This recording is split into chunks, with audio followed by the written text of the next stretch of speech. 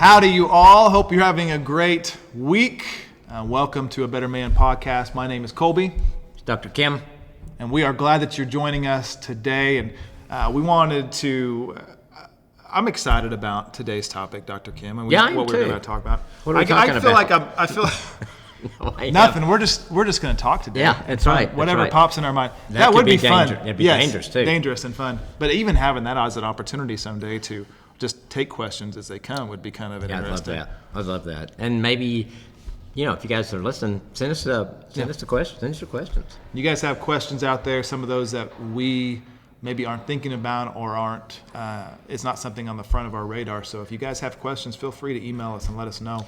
Yep, just info@awesomemarriage.com is probably the best place, and we will get those. Yeah. So today we're talking about how to be a manly man. Speaking of questions that were sent to us, this is one of them. Yeah. How to be a manly man while knowing and understanding your emotions. It's a good topic. Being a manly man, I don't know if I can answer any of these questions because I don't understand my own emotions. Is that fair? Because I'm always such a manly man. Yes, I know. Let's put your man card on the table here.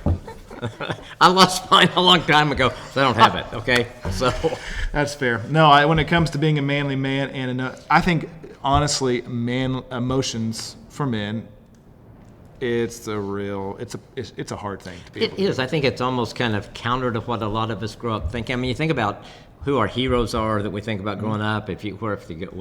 For me, it was Superman. Oh my gosh, he was a manly man. He was a manly man. I mean, he had Lois Lane. Yep. But he was always the big strong guy around her and everything. And whoever it would have been that your hero would have been growing up. And so, I think we look at that image and we think of guys that are strong and tough and all those kind of things. Hulk Hogan.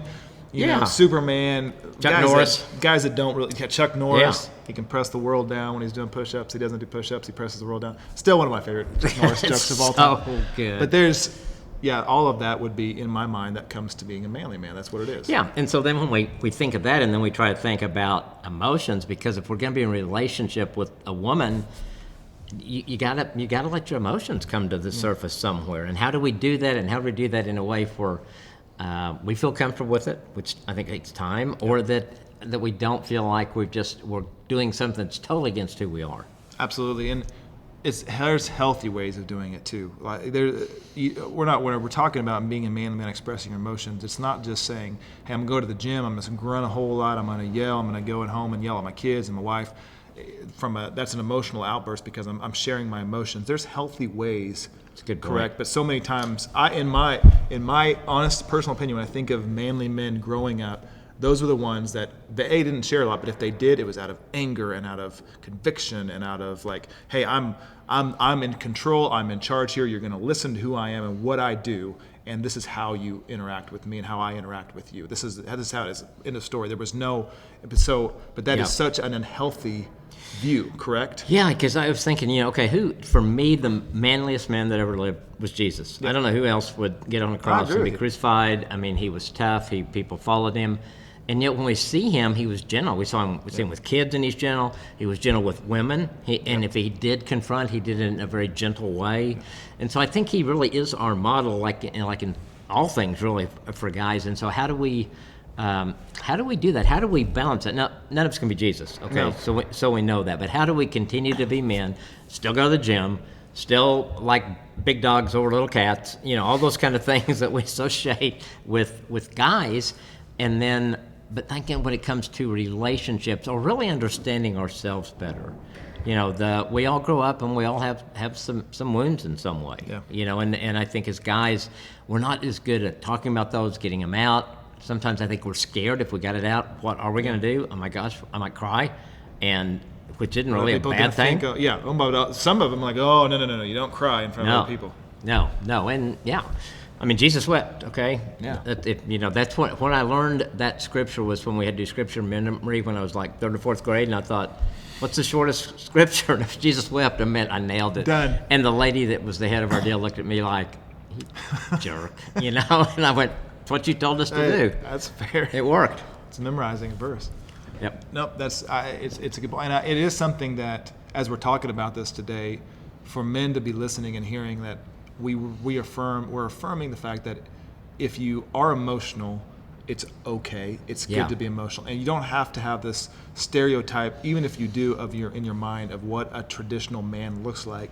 That there's been traditional images of men throughout time, and a lot of them, in my opinion, those that are most comfortable with who they are, feelings and stuff, were stronger than the ones that weren't. That weren't, yeah. That were able to express, hey, I failed, or I need help with this area. I'm not as strong in this area.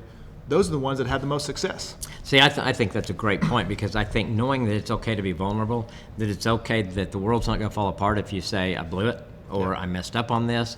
And I think for our wives, that should be the safest place for those of us who are married to be vulnerable and know that she's going to love you, accept you just where you are. And that what I see with Nancy, I mean, it took me a while to be real vulnerable with her, honestly. It took a few. Why? I thought she'd think I was a wimp or something, honestly. It's like, what is she going to think if I am that vulnerable with my emotions? And I would test it a little bit, and then I thought, I'm going to go kind of all in with it, and it drew her closer to me. It helped her see me, I think, in a new light of, okay, he's willing to admit his mistakes. And it wasn't like I was admitting them and say I was going to stuck there. It's like, I screwed up here, and this is what I think I'm going to do to make it better. So there's kind of a plan that went along with it. Plus, like when I went to a depression, I fought it off and on, and there was one time I went in, it was not long after my dad died, and it was a hard time for me. I was so close. And I can remember just Nancy, as I'd lay on the bed, and these waves of grief would come over me, and she just laid down beside me and put her arm around me. And she didn't say anything, but she acknowledged those emotions, and it drew her to me and allowed her to use the gifts that I think God has given her of being a helper and a nurturer in those ways. And so sometimes when we're not vulnerable, we're not giving the women in our life an opportunity to really do the things that they're really gifted at doing.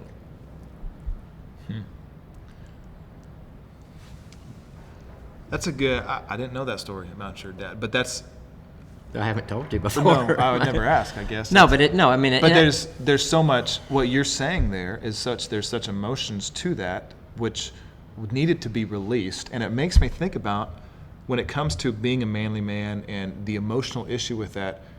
We bottle up. We've talked about it before. We bottle up our emotions so much and don't hide them. But for you, such a release into being able to pour out and grieve with your wife, which is absolutely healthy. I've been reading a good book called Team of Rivals, and it talks about Abraham Lincoln and his cabinet, but he openly and visibly grieved when he lost his son while he was in the White House.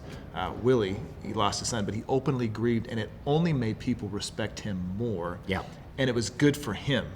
If he wasn't able to grieve in a terrible season, but if he wasn't able to in that part of his life, but he wasn't able to grieve, he wouldn't have been able to lead the way that he is today. So there's so much.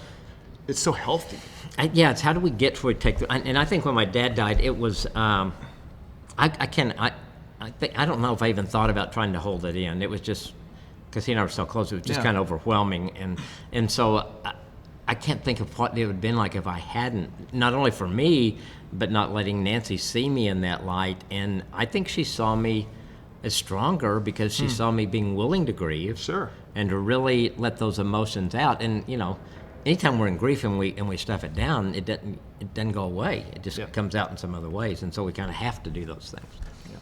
So vulnerability is absolutely essential, and I think vulnerability is absolutely essential from a bunch of different standpoints. Not only being a manly man, but when you want to be a manly man, think of the men that are manly. The manly men that I respect are those that have been the strongest leaders. And there's something to do with vulnerability, being able to express your emotions and your feelings to a group of people, and leading through those really elevate someone's leadership. Would you agree? Oh, absolutely. I was just thinking a couple went through my mind of this, just seeing them when they were on stage or talking or something, and they become vulnerable, and all of a sudden Levi Lesko is one who I think of when he tells the story about how their daughter died at Christmas time that year. And he's going on, and he's a great speaker, but boy, when he told that story, it was just like, and he told about the emotions that he felt and went through. It's like you can identify with that, and it makes you think, well, I wanted to read his book, and I did, because I wanted to know more about this guy that went through something, probably one of the hardest things we can go through, and that he did grieve through it. He did let his emotions out, and I consider him a manly man. Yeah. Getting in touch, and with that being said, vulnerability. You can't be vulnerable. You can't be in touch with your emotions if you're not figuring out how to.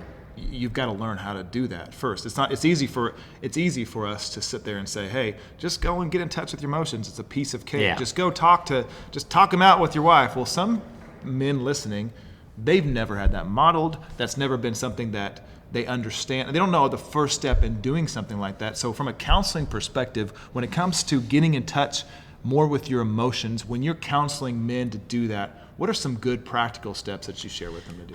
I think, for me, the safest first place is between a person and God. I mean, he already knows your emotions. He knows what you got. And I think letting yourself just go before him, and maybe you don't feel like you've got a close relationship with God. Maybe you just, if you pray, it's just, got to take care of my family or something like that. But if you just kind of say, whether it's you're angry or you're sad, or say, God, I've got these emotions. I don't know what to do with them. But I just begin to talk to God about it. I think that's a pretty safe place. He's not going to look at you and call you a wimp or something like that, right. So I think that's it. I think it's really great. I think every guy needs an accountability partner or a guy in his life that you can develop that with. A guy that maybe both of you say, we have never been vulnerable with our emotions, but let's try to figure this out together. And maybe you just talk each time you get together about what's going on in your life. And then the big question is, how'd you feel about that? Because then it takes it from... You're asking men to sit there and ask other men, hey, how do you feel about that? That's going to push them. That's going to be hard. It is going to be hard. So how do they get to the point where they're even able to, other side of God, those are both good, but man. I think he's first thing you're going to think of, well, I don't really know how I felt.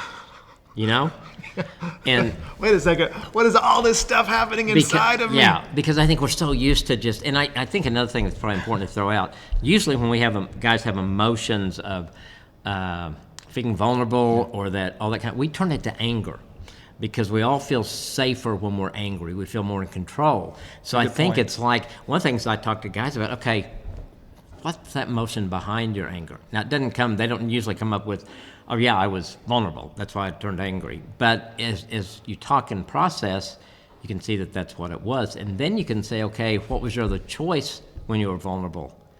Could you have had somebody you talk to? Could you pray about it? What could you do there? And now we're talking, I'm talking about as a counselor standpoint, and everybody that's listening to this isn't going to go to counseling to do that. But I think finding someone that's willing to do that with you, and then, I think listening to, we've talked about good podcasts. Yeah. Maybe there's some good books to read. I'll try to look at some things. We'll put them in the show notes that might be really good. Just like you said, you were talking about this Abraham Lincoln book that you read and how impactful that's been on you because you saw a really strong man that he's got the biggest statue in Washington, D.C.? I think it is, by far, other than the Statue of Liberty, which doesn't even count as somebody. Well, it's not a man. No, that's fair. That's fair. No, then nothing else. Yeah. And it's not in Washington, D.C., so it doesn't even count.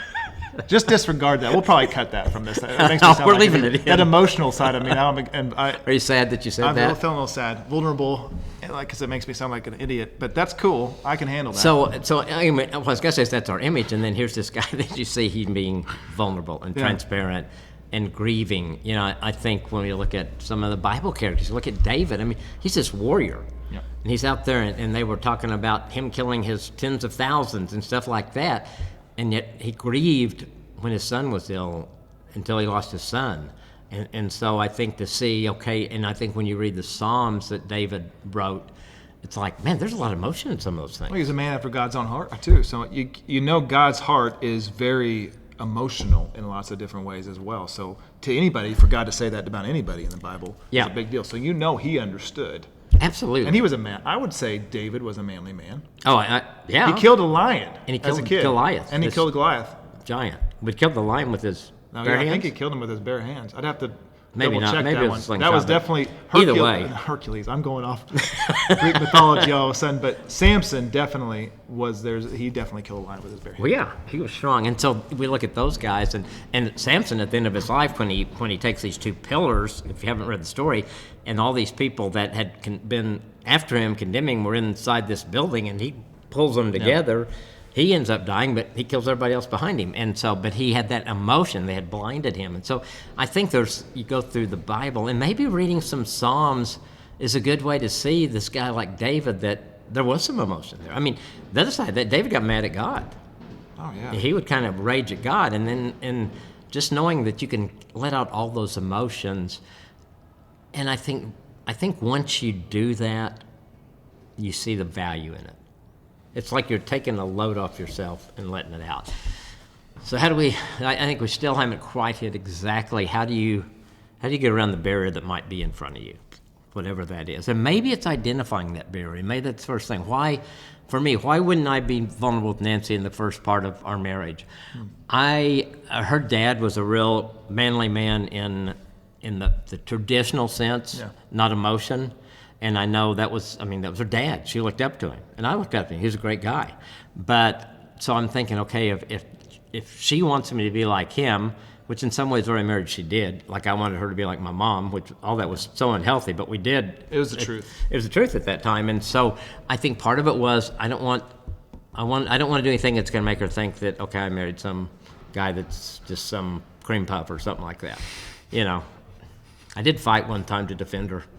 Did you? I won. Oh, tell that one. How'd that go? Like, was somebody? Yeah, it was like, it was at her 10th reunion, and so went to Houston, and so there was this like. No, okay, this is good. Okay, let me settle in. I need to get the comfortable here. There was this book they had put together. It had pictures and all this historical stuff. Well, her cousin was in charge of the deal, so he gave it to Nancy. So I'm walking out, and she's talking to people. I'm holding it, and this guy goes, "You can't have that." And I said, "Well, they gave it to Nancy." "I don't care. You can't have that. You didn't go to the school." I said, "Yeah, but she did. She can't have that." And then he started hitting at me. So I'm taking this book. Over a book? Yeah, and I'm blocking his fist with it. He had too much to drink. And so finally, I just dropped it, and I swung, and I had this ring on, and it was just, I missed him. Like brass knuckles kind of a deal? No, it was just it wasn't my wedding ring. It was, I don't know, but it Your hit him NFL here championship ring, Super because Bowl. I missed. Well, anyway, I missed, and so all of a sudden he's gushing blood, and so I grabbed him and I said, "Stop! You're bleeding. You're gonna die!" And he did. And so this is the bad part of that story. They go to the hospital. Nancy said, "We better follow him." We get there. He's okay. They did stitches, and then I gave him the stupid book.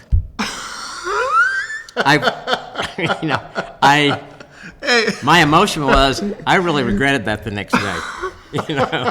God, how'd we get on that? But anyway, that's a fun story. Yeah, so over a book. So that was 10 years probably. Let's say so 10-year high school reunion. And that's good too. So it was like 8 years into our marriage when that happened. Gotcha. Yeah, something like that.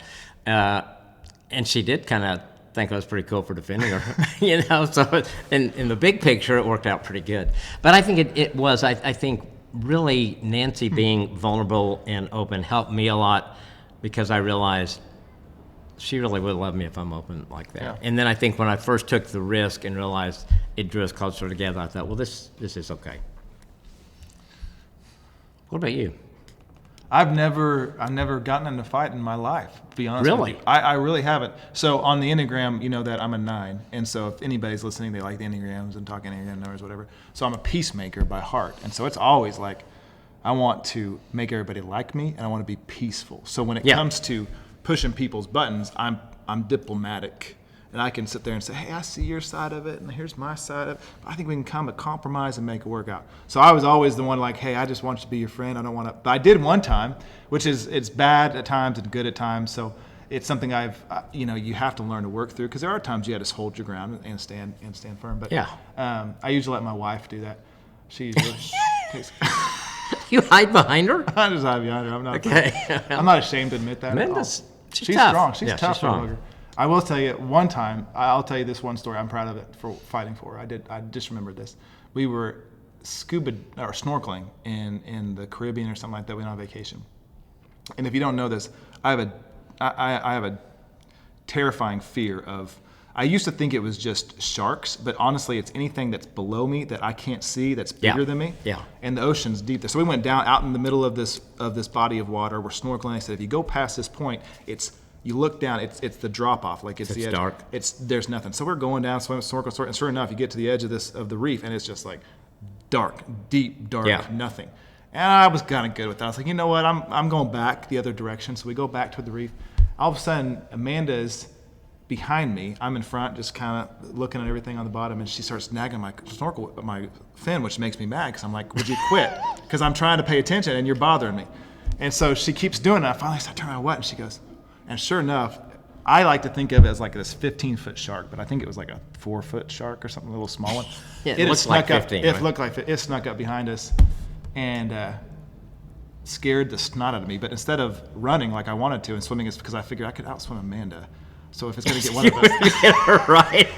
Yeah, and she was a good wife for what we had her, right? She was survival of the fittest. But I ended up standing my ground and looking at the shark. But that may be the only time in my whole life that I can honestly think that I've ever had a moment to fight anybody or fight anything for the sake of my life. So did you scare it? I did. I remember, I don't know if I scared it or it just was like, you're an idiot. I don't know what it was thinking, or I didn't look good, but it came and swam right by me. I remember seeing this big yellow eye look right at me as it swam back, and then it disappeared. And I know that I've never been so scared in my life. I probably soiled my suit or whatever I was on. I don't remember. Glad you were in the water. It was in the water. It was one of those moments in your life when you look back and it was facing your fear, so to speak. But yeah, I think there's because I don't think either one of us probably snorkel a lot because we don't. But I love snorkeling. I think it's fun. I can remember one time Nancy and I were out there, and she was in a different place than I was, and I was going along, and I was seeing all this beautiful stuff, and I thought she was behind me, and so I was going to look to show her these fish, and there was a huge sea turtle, and seriously, his face and my face were just like that when I turned around, and I don't know, I think they're pretty harmless, but it scared the heck out of me too. I mean, they're sure big. They've been known to kill people, I'm pretty sure. Oh, good. I'm just messing. Yeah, I think you were safe, but that would have scared me too as well. So we do have emotions. Sometimes they come out, and I think that fear is an interesting emotion for us as guys. How do we handle that? I would say, wouldn't you say it's used the most out of lots of things? Anger and fear. Like we're reacting in some way because of anger, or we're reacting in some way, especially before you get in touch with it, out of fear. Like fear turns into anger. Like, wouldn't you say that's the predominant forces, especially when you're not in touch with? Well, we don't like fear. Right. We don't like staying there, so we kind of jump to how do I get out of this or fix it or whatever. Yeah. So I feel like those two stem until you get into a point in time where you're understanding more of your emotional insecure, and so much that's insecurity, confidence. You react when you don't really fully know who you are in those ways, because it's natural, it's easy, it makes it false bravado, false confidence. Right. So you definitely, when we're getting in touch, going back to getting in touch with our feelings, practical ways, counseling, family and friends speaking into us. If you're willing to listen, I mean, that's a big part, is you got to let people listen. Yeah. You have to be willing to listen to what people say about you. What do you see? Where am I failing at? How can I get better in some of these things? How can I talk to you more about my feelings? See, that's, the expert in your house, if you're married, on emotions and feelings is your wife. Yep. And getting to the point of just, if you ask your wife, say, I listened to this podcast, I watched this podcast today, and they talked about getting in touch with feelings, help me. Yeah. And she's going to go, oh, I've been waiting for this, No, I think she's going to be excited with that. And I think it's just taking that step. And I've seen guys that go their whole life and they never take the step. Yeah. And I see other guys that at some point realize I need to do this, and they do, and they would say, I'm so glad I did. I would never not have done that. Because I think it makes us stronger. I think for me, when I realize what my weaknesses are and my vulnerabilities, I think it makes me a better person. I don't try to be somebody I'm not. I don't have to hide anything. And I think when it doesn't have any power, when I talk about it, a weakness or a fear or whatever, it kind of diffuses it for me a little bit. There's something about getting it out that kind of makes it not as scary as it could have been. Does that make sense? Yep. And it really does build your confidence in a lot of different ways. There's aspects to being able to express yourself and making sure and it gives you confidence in who you are. You're like, I can say this and nobody's going to judge me for it. I'm not going to look like a wuss, or I'm not going to look like I'm less of a manly man. I know for Amanda and I, like 14 years of marriage almost, and she's taught me a lot about emotions. I don't know if I was ever, kind of like you, I don't think it was ever a super challenging thing for me to do, not to be able to share emotions, but I wasn't as forthcoming with them as much. I didn't know how to say it and say it well without eliciting other emotions into there. I've really had to work on how do I communicate how I'm feeling without allowing anger or frustrations or or some other emotion to cloud the way that I'm communicating to her. And she's been really good about saying, I was like, Amanda, you got 5 minutes. I'm just going to word dump on you for 5 minutes. I got to get this out of my head. Yeah. And then I'll be able to process and understand more how to communicate how I'm feeling to you. Because I don't always understand it 100%. It's all rattling around in there until I get to the point where I'm able to just let it all out and then reprocess it again and give it back to her in that way. And she's good about listening and then accepting that and taking that and then helping me analyze what it is exactly I'm feeling. And I think what you did so well in that, you defined what you needed from her. Right. Listen to me. Don't do what guys do, try to fix it. Just listen to me and then help me process that. And I think that's great. And so, okay, the guys that are single out there, you can do things, obviously accountability partner guy would be great. Oh, if yeah. you're in a relationship, begin to maybe test some of the things with this person. And if you're with someone that you feel like I can't be vulnerable with, you're probably the wrong person. Yeah. And it's better to know that now than in your marriage relationship. Oh, yeah. That's a good place to test it. Oh, I don't care how hot she is. If she can't let you be vulnerable with her, eventually the hotness won't be as attractive. There's women that they're not able to express themselves as emotionally as well. So both like you listen to that. And she, yeah, exactly. And maybe God put you in her life for a reason too. Agreed. So we know that being emotional, understanding emotion, it doesn't make you look weaker. If anything, it makes you look stronger if it's done in a healthy way. Yeah, and I think that we're talking about when you started this, manly men, and I think what we're saying is being vulnerable, being open makes you a manly man. Yeah. It makes you a complete manly man. I mean, we can all go to the carnival and try to hit the thing and make it ring the bell. And have you ever done that? Yeah. Did you ring the bell? Oh, yeah, there's no problem. I think I did it with one hand, actually, believe it or not. How about you? Wish I hadn't brought that up. No, I never could make it get up Kidding. there. I tell you, it took me like 100 times, and I think I finally paid the guy to punch it up there for me. Yeah, because I think it's not your strength, really. It's knowing where to hit it on that thing. It's what I finally figured out. That's a good. After about $28, and they said, try hitting it here. Okay. Oh, yeah, that works. That's so much easier. So, but I'm saying is that's that definition of that, and that's great. It's fun to do that kind of stuff. It's fun to be at the gym working out with guys and pump weights and see who can do the most and just kind of fun like that. But that's part of being a manly man, or having fun with that and doing guy stuff. The other part is getting in touch with those emotions that gives the completeness to it. Yeah. And you're much, like you said, you're much more attractive to everyone. I mean, I don't like listening to a speaker that never talks where you feel like they never made a mistake, they're never vulnerable, they're just up telling you how great they are and all that kind of stuff. And eventually I'm thinking, I'm really tired of listening to you. Yeah. Tell me at least something that you felt in your life. Or things that you've done wrong. Yeah, done wrong. Because you're not perfect. Exactly. And I'm the same way. I gravitate towards men who are vulnerable and honest and expressive with who they are. Like they're honest and open. And just so we're clarifying here also when it comes to manly men and emotions, it doesn't mean they have to walk around crying all the time. No. You need to be the one that's crying. So it's some of those guys, if we're articulating that, just making sure everything's covered here. We're not telling you have to cry. You have to constantly go watch, The Notebook and be in touch with all that kind of stuff. Yeah. You can still be a man and not necessarily go through all those range of emotions, because we are different than women in that context. Like we're going to have a different range of emotions, but understanding how to, and some of this is even expressing ourselves in a healthy way. Expressing our emotions, expressing how we're feeling, talking about it, articulating it with other people. So we're not just bottling it up or only expressing it in certain aspects. Does that sound fair? Absolutely. And find the safest place you can think of to begin to do that. Yeah. I feel like we've covered a lot, and this is another subject that you could talk probably for a couple hours on and really break down the psychological aspects of it, and your background, your upbringing, all that kind of stuff, have so much to play with it. But if you, for the sake of time and giving them some really great men out there, some really great next steps, personality tests are a big thing with that, and if also it's important it's been helpful to me, and I know you agree, is counseling.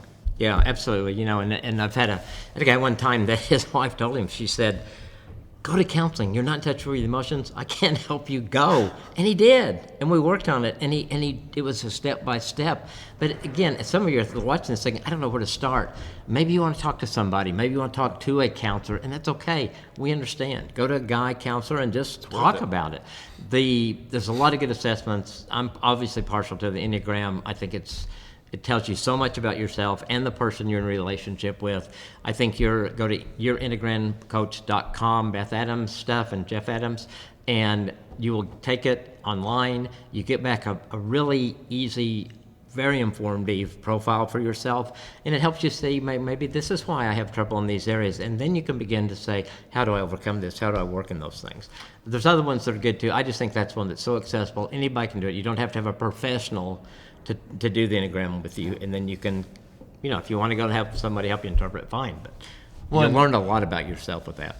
And also just clarifying, like, it's got to be a safe place where you start helping yourself grow. Don't just go to some bar or some club or something like that and say, I'm going to get in touch with my feelings here. Like, it needs to be a safe place where you can trust the environment that you're in, that they're not going to divulge. Like, you're going to find all the stuff you just said on Instagram or on social media, right, because they just dropped all that. They were recording you. Yeah, the first girl that you're dating for the first, you've been dating for 3 days, you're going to marry her because you love her. She's incredible. I'm going to tell her everything that's going on in my heart now. Oh, yeah. And all these things.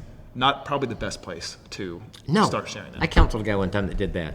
He came to me and said, I can't get past first date through Hungry Algon, so I had him go through. He would vomit all over him. The first date, tell him everything, scared the heck out of every girl he dated, and he had to learn. There's a time, like what you're saying.